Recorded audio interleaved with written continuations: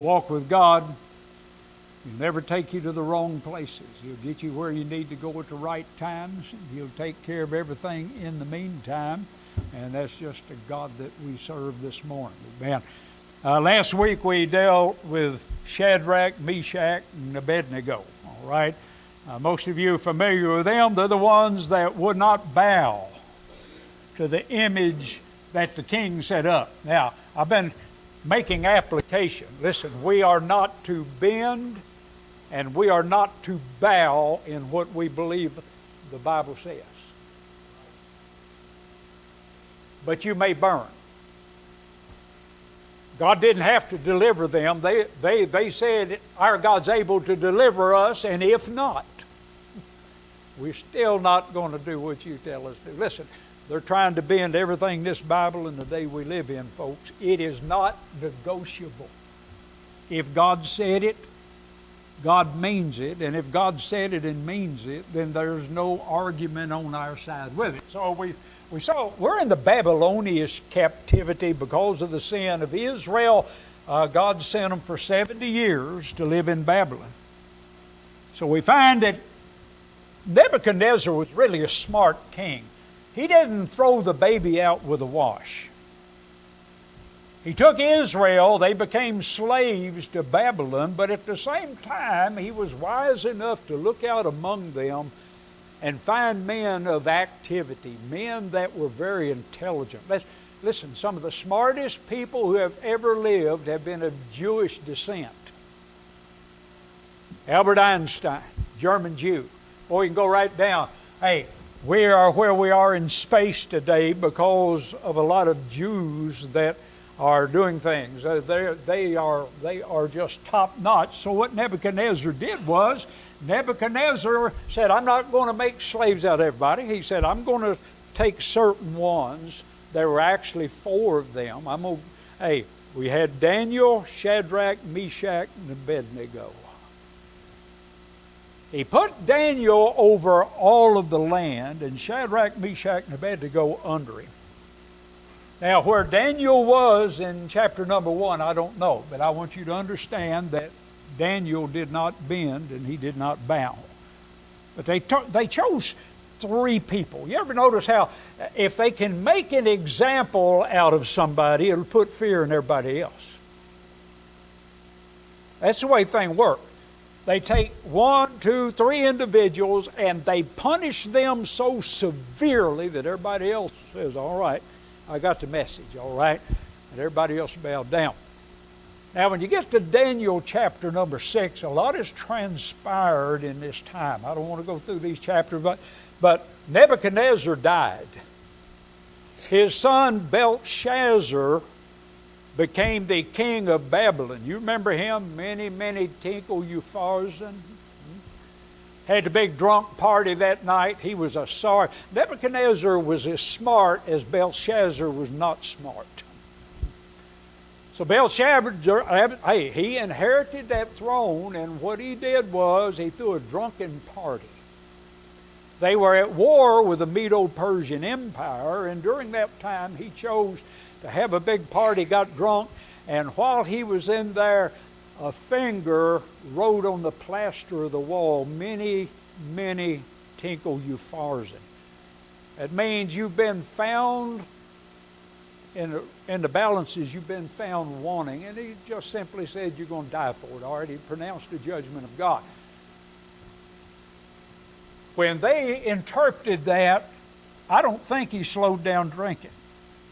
But what happened that very night was that the Medo-Persian Empire, they'd been doing this for a while. There was a river that ran through Babylon. You could not take Babylon down because of the massive size of those walls. You couldn't approach them and live. So what they did, they took that river that went under that wall and they were digging a trench. Yeah, boy. I'm sure Belshazzar and them laughing. What are they doing out there? Digging, doing a lot of work out here around, with all this equipment now today. So what they did was they were going to divert that river. And they took that river, and during the night, they cut that river off and diverted that river around those walls of Babylon, and they went under the wall. God told him, this night, your soul is going to be required of you, and God took him out. So he had the setting up of the Medo-Persian Empire. The first one that you find was Darius, who is in chapter number 6. He was a Mede. And then you find a man by the name of Cyrus later, who was a Persian. You remember Cyrus. It was under Cyrus that they sent back, built the walls and built the temple, and God used. But Daniel stayed in power from Daniel 1 all the way through. So we're talking about a lot of time has changed. Why? Because Nebuchadnezzar bowed to the God of Israel. When they came out of that fiery furnace, not even the smell of smoke on them, they looked into the fire and saw one likened to the Son of God in there. God was already in the fire with them. They came out, hair not singed, smoke not on them, clothes not burnt. God brought them out. Nebuchadnezzar said, now, everybody in Babylon's going to worship that God, but Belshazzar started changing things when Nebuchadnezzar died. So when you get to chapter number 6, we find Darius, the Mede, is now in power. Now I want to read just a little bit this morning in verse number 1 of Daniel chapter 6.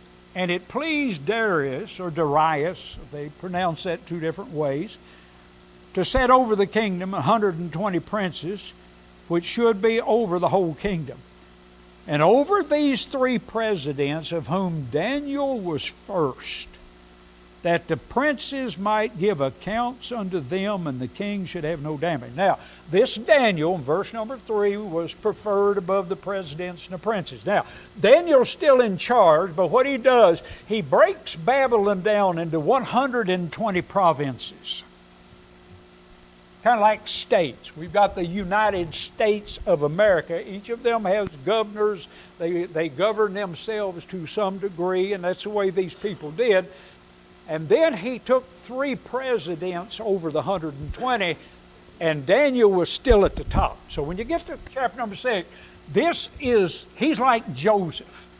He is the second most powerful man in Babylon.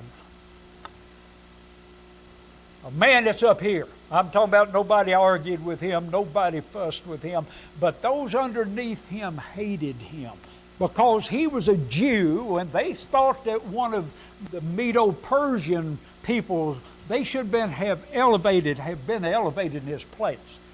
Now we're talking about a long expanse of time. Daniel was in charge of Babylon for 70 years. All the way down through Cyrus. We find that in verse number 30, I'm back in chapter number 5, last of verse number 6, chapter 6. So this Daniel prospered in the reign of Darius, and in the reign of Cyrus the Persian. So what happened was they devised a plan to get rid of him. Didn't want him. So they were going to rat him out to Darius or Darius. They were going to find something. They watched him, couldn't find anything. So they said, well, if we can't find anything in these areas, we're going to pick a spiritual thing, and we'll find that.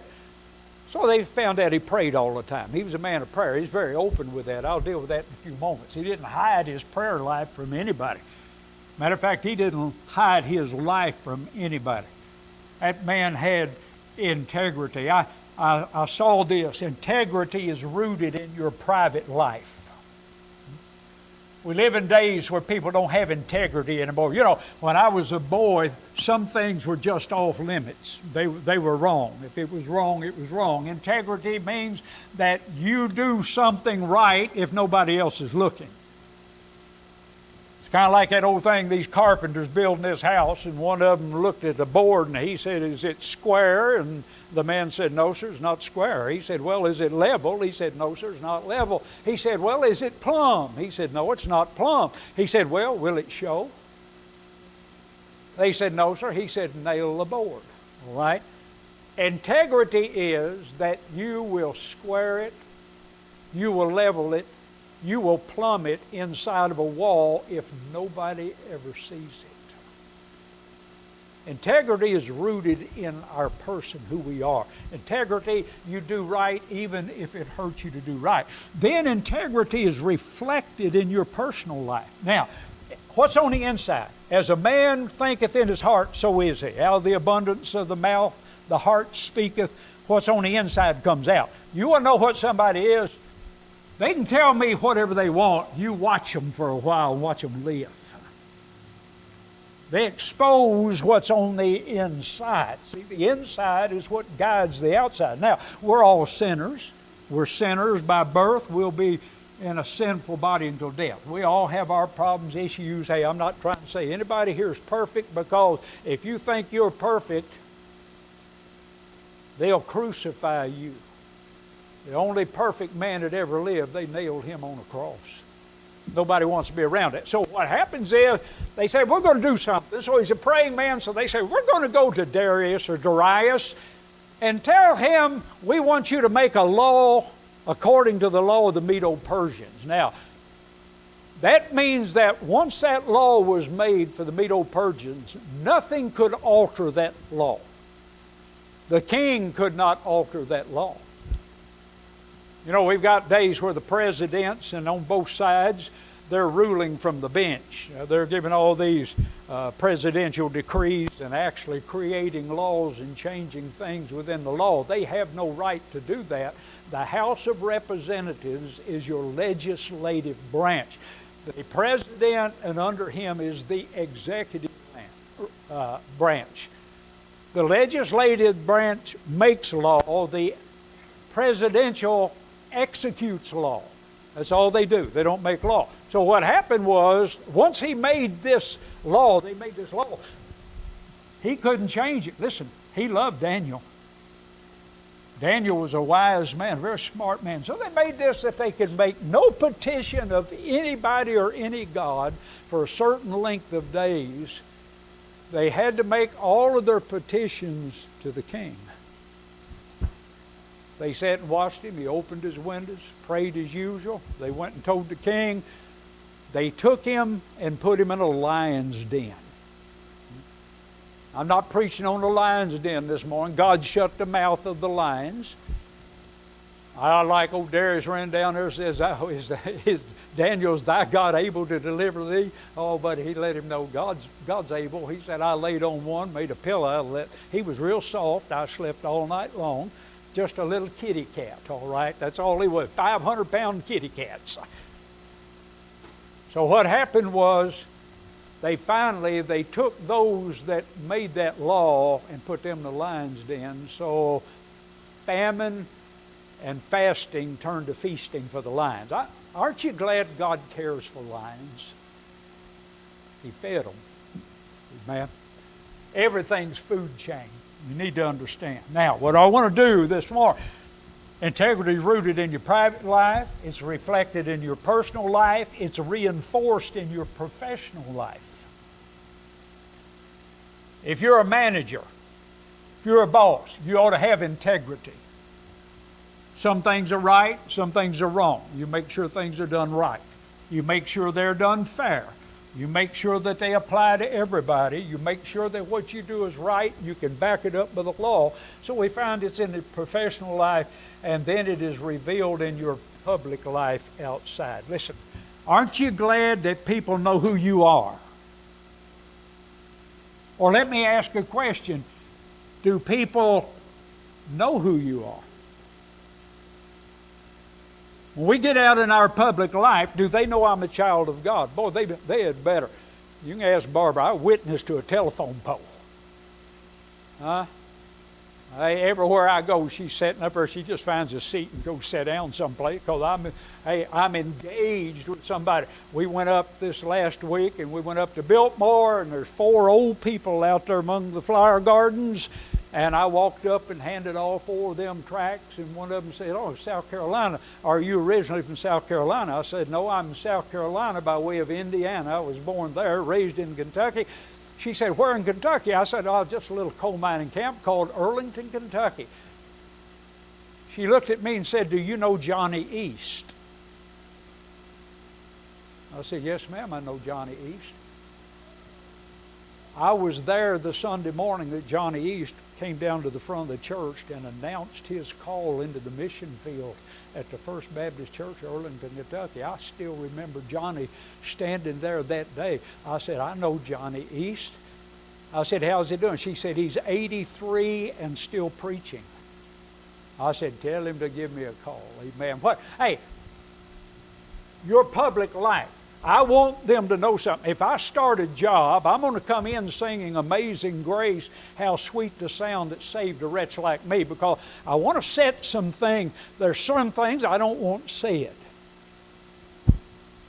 I want them to know who I am. When I come in there, it's not a higher than I. But friend, let me tell you something. Once you tell them who you are, at that point in time, you got to live up to it, right? You've served notice, all right? Integrity. I want to look at what made this man what he was. Listen, I know he didn't bow in Daniel chapter number 1. He didn't do that, folks. I can give you a proof text. I'm going to read out of Daniel chapter 1 just for a second. You can turn or you can just listen. I'm just going to read you a verse. And unto whom the prince of the eunuchs gave names, for he gave unto the Daniel, he named him Belteshazzar, and to Hananiah he called him Shadrach, and to Mishael he called him Meshach, and to Azariah he called him Abednego. He changed their names. Now listen what verse 8 said. But Daniel purposed in his heart. I'm talking about in the beginning. First chapter. He purposed in his heart that he would not defile himself with the portion of the king's meat.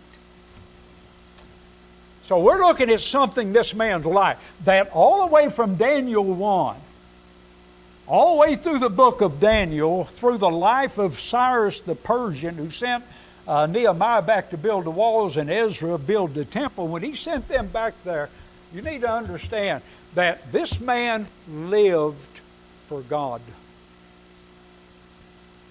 He purposed in his heart. What made Daniel what he was? Daniel purposed on the inside of him that he would not be defiled. You remember they tried to make them eat like the Babylonians. They said, we're not going to do that. Let us eat our way. And then after a certain amount of days, he told the eunuchs, you look at us and see if we're better. And they were better, so they caused everybody to eat that way. What they did, they were setting a pattern for the Babylonian people to follow back in chapter 1. Daniel had purpose. As a young man, he purposed in his heart. You see, this was 70 years before. He could be an old man, chapter number 6. Because Darius or Darius is king and Cyrus the Persian's coming in right behind him, and that's at the end of the 70 years. You're seeing a young man that decided that he was going to make a difference in his life.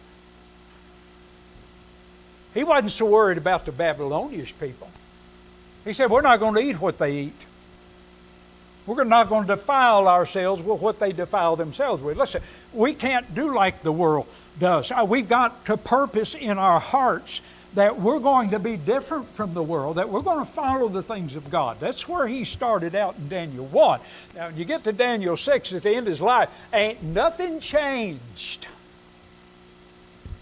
That purpose still drives him. You see where we're going with this? I'm talking about a man that walked with God in testimony in a land that hated who and what he was. Boy, how they hated Daniel. But Darius loved that man. And he knew how he lived. He knew what he was like. Nebuchadnezzar knew. Belshazzar knew. Darius knew. Hey, Cyrus the Persian knew and sent them back to rebuild Jerusalem and the temple. While he was still, Daniel was still there. He died in Babylon. Man, it purposed in his heart.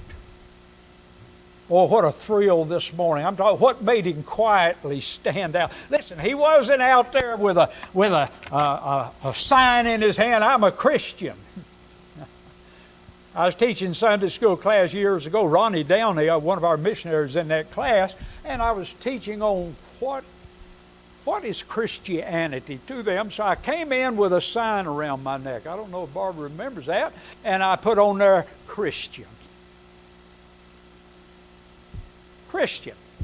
And I was teaching them. I said nothing about the sign. They're reading that sign, Christian. All right, I've got a sign on me that says I'm a Christian. And I taught that Christianity is not something that you just tell people, it's what you are. At the end of it, I turned the sign around and it said, world's greatest piano player. And they just died laughing, Miss Joe. You know how I play the piano. Huh? Chopsticks. I can't even play chopsticks. Huh? Hey, I learned to play one hymn, Son of My Soul. I learned to play one hymn. I guess I can still pluck that one out. But he purposed in his heart. The second thing was found in chapter 6, verse number 3. For this Daniel was preferred above the presidents and princes because he had an excellent spirit was in him. Now, I said this is an inward thing. You understand? It's an inward thing that produces an outward thing. He had purpose in life that drove his life, but he had an excellent spirit. I thought about excellent. The word excellent is what we call a superlative. You know what a superlative is. You got good, that's good. Best is best, or good and best. But excellent is that superlative, all right? It's excellent. It's far. Good's good. Hey, do good. But you want to do better than good. You want to do better than best. You want the excellent, all right? I'm sorry I got them. It's good, better, and best. But best is what's called a superlative in English. It's at the height, all right? He had a spirit in him. I'm talking about, boy, he was somebody that was not just smart. You loved to be around him. He had a sweet spirit in him. I'm talking about he had the love of God in his heart. That man loved God with all of his heart. Listen, if you love God, you'll love sinners. I love sinners. I don't like sin. God doesn't like sin, but friend, he died for sinners. Matter of fact, he said he didn't die for the righteous. That don't mean they're good enough to go to heaven. That's righteous in their own sight. They don't think they need God. But friend, let me tell you, you don't have to tell an old drunk that he's lost. An old drunk knows he's lost. He's a sinner without. Hey, when I got saved, I knew I was lost. I knew how God saw me. I knew how I was. I knew how I perceived myself, and God knew me better than I knew myself. I got lost before I ever got saved. When I asked God to save me, I had done turned to God in repentance.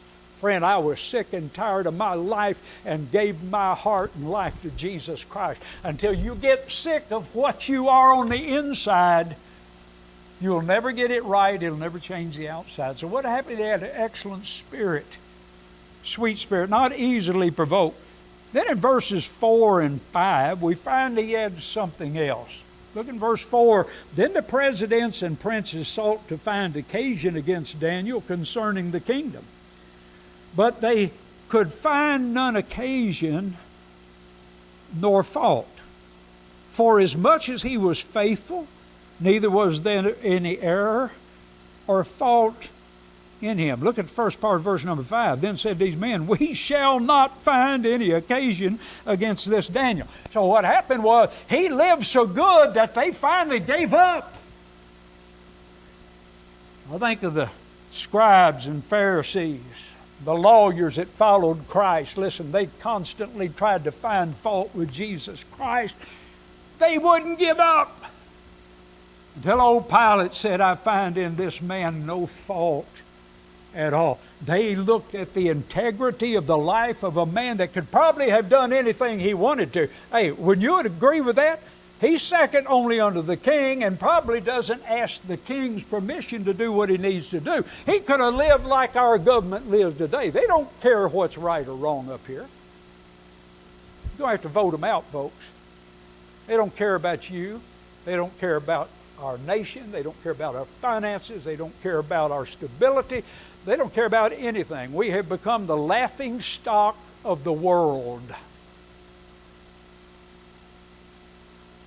I'm not politicizing. I just want you to notice something. Daniel could have done anything he wanted up here. That man was absolutely blameless.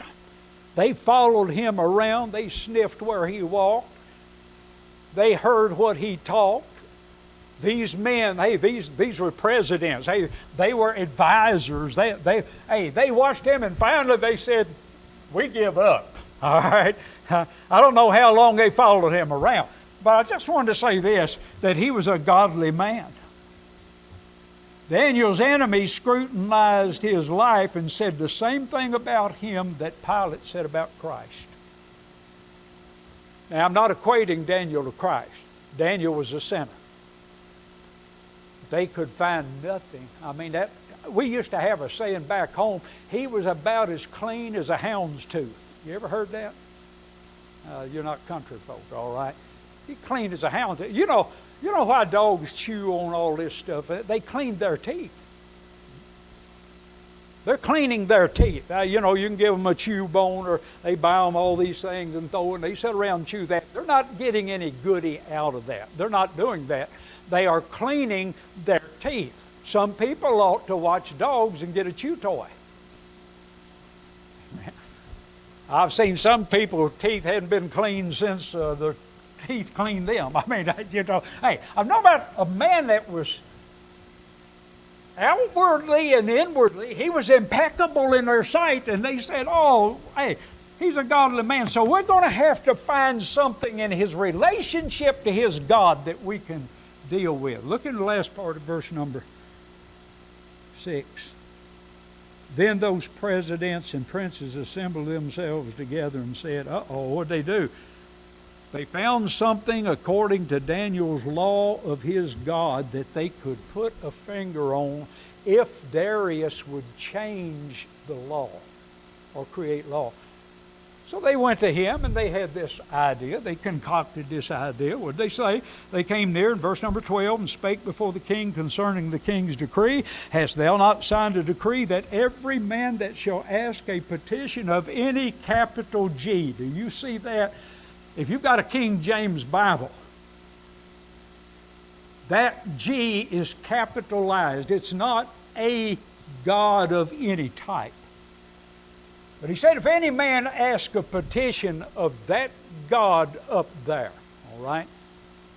That's why when he looked in that fiery furnace, he saw the Son of God, not a son of the gods.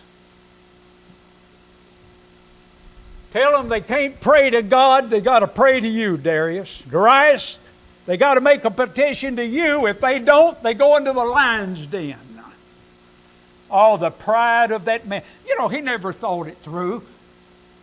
I find a lot of flaws in presidency, and all the way down the line is they sometimes do not get the right advisors.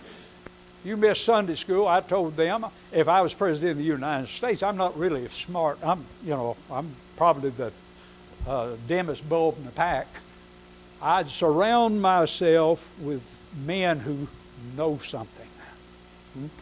Military, I'm talking about financial, I'm talking about everything. They would have to be no-no men. They would have to K-N-O something and not be afraid to say N-O to me when it needed to be done. If you want an advisor, you don't want a bunch of yes men. I'm getting ready to jump off this cliff. Yes, sir, I think that'd be a real good idea. No, so you need to look at him and say, no, dummy, don't do that. I mean, you got to have some no men. They got to know something and be willing to say no at the same time. He didn't look through this thing. You understand? He didn't look through this thing at all. He wasn't very far-sighted, so he made that law. And then we find that Daniel was a praying man. Look in verse number 10. Now, when Daniel knew that the writing was signed, death sentence to pray. Daniel blessed his food like a lot of people do. They're afraid people see him, they take a handkerchief, put it over their mouth and say, Lord, isn't it nice? And then they start to eat because they don't want to see people bow their heads. Barbara and I hold hands across that table, and we have had waitresses stand there until we got done praying over our food. We don't do that for show. I thank God that we're not afraid to pray in public places. We're just not afraid to do that. We pray at home. Barbara come up and say, I got something I want you to pray about. We'll stop right then and we'll pray about whatever it is needs to be prayed about. Why? Because both of us will forget it in the next 5 minutes.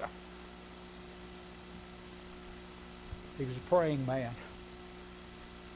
Notice what it said. And his windows being open in his chamber toward Jerusalem, he kneeled upon his knees 3 times a day and prayed and gave thanks to God. Daniel was a praying man. He knew that it was a death sentence for him to pray to God.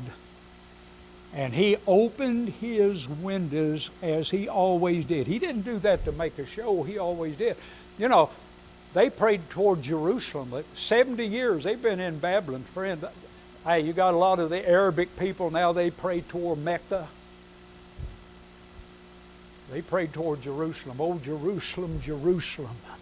Oh, what a nation that was. He was a man of prayer. We find he was a consistent man. If you'll notice in verse number 10, as he did aforetime.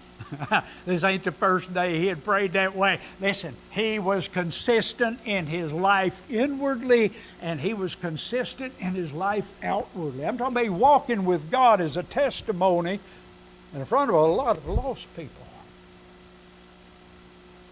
Consistent man. Verse 16, he was a trusting man. Then the king commanded, and they brought Daniel and cast him into the den of lions. You know, I don't see where Daniel ever pleaded his cause. Darius is just a little prayer. Now lay me down to sleep. I pray the Lord my soul to keep. If I should die before I wake, I pray the Lord my soul to take. You know, little kids, Lord, bless the food, amen. You're just a little. He said, I don't see where he said, listen, Darius, you know me. Wasn't a big deal. Friend, it was a big deal. I would say he probably spent an hour each of those 3 times a day. With his hands up to heaven, he prayed before the whole world up there. He was a man that was trusting man. He did what God said and trust him with the consequence. Listen, I don't know what tomorrow holds, but I know who holds my tomorrows. You understand that? If you can't track God, you've got to trust God with it anyway. I've got on my back porch, it is what it is.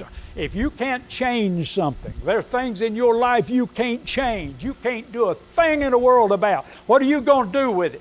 You put it in God's hand. You've got to leave it there. You've got to trust God. He was a man that had his faith in God. He trusted God. Good time, bad time, up time, down time. He trusted God. He made no excuses for changes. Verse 22, we find he was a protected man. I like this. Here, kitty, kitty, kitty, kitty. Daniel unto the king, he said, O king, live forever and ever. My God has sent his angel and has shut the lions' mouths. Protected. Now, let me say the same thing with Daniel that I said with Shadrach, Meshach, and Abednego. All right? God delivered them from the fire. He didn't have to do that. They were willing to die. Daniel didn't know that God was going to send an angel to shut the mouths of those lions. But he knew if God didn't do that, if God let him die, he would be home. And he wouldn't be in Babylon any longer. But what a blessing. Oh, Paul said, for to me to live is Christ and to die is gain. Oh, what a blessing you find. Hey, I'm talking about he was a protected man. His faith was not misplaced. And then the last thing in verse number 28. So this Daniel prospered in the reign of Darius. That's where he's at now. And in the reign of Cyrus the Persian. He was a prosperous man. God allowed Daniel to continue in a place of prosperity and notoriety. Isn't that a blessing? You know what most of them would have done nowadays if something come up, they'd ask him to quietly resign. That's what they do. You notice how many people work with different presidents, and you find them resigning and getting out.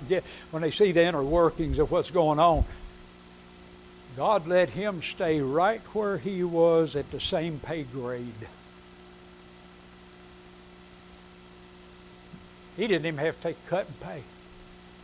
He didn't have to go back receiving, shipping, order filling, fume crew. I don't know if Walmart has fume crew anymore. That was the one that went around and swept the dustpan. Now I think they hired out. Got all kinds of stuff going on out there.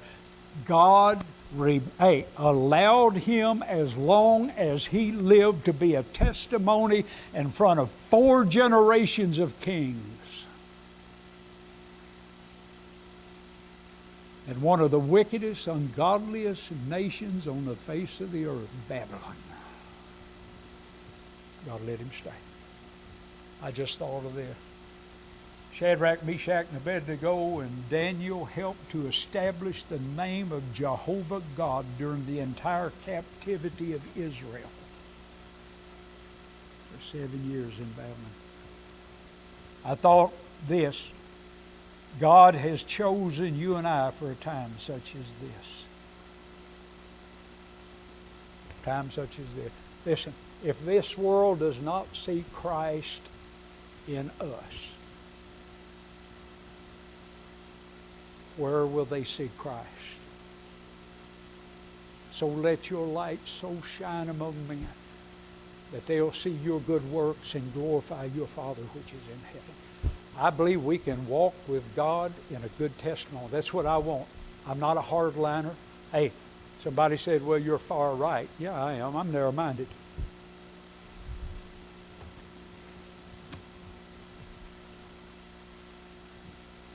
I'm as narrow-minded as this book, and I can see on both sides of it with both eyes. I've often said I am so narrow-minded a gnat can light on the bridge of my nose and kick out both eyeballs at the same time. We can be there. We need to be that. You need to be ultra-conservative. You need to be Bible-based. Hey, it doesn't matter what I think. It doesn't matter what you think. It only matters what God says. The only thing that matters, folks. Walking with God in a wicked world in testimony. Let's stand this morning. We're going to have an invitation. If you need to come this morning, you come. Oh, what a blessing the book of Daniel is. They had some men that loved God. Boy, they loved God. They loved God with all their hearts. All these come this morning. If you need to come, you come.